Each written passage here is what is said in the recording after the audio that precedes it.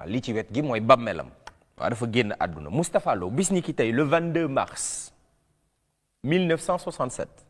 kon la ñu ne attentat manqué contre la vie du président Léopold Sédar Senghor le jour de la Tabaski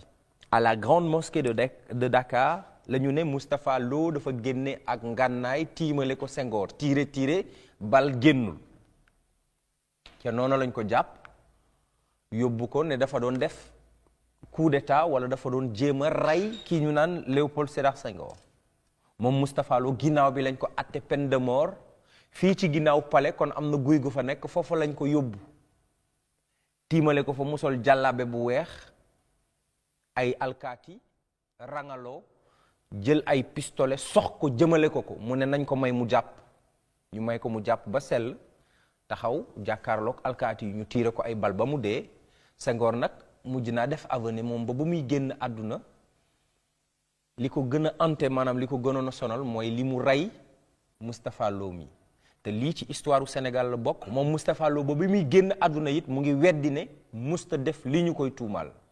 ak lu mu mën ci am mooy suñu réew en 2004 kon ci la ñu génn ci li ñuy wax peine de mort il fallait le savoir c'est ça l'information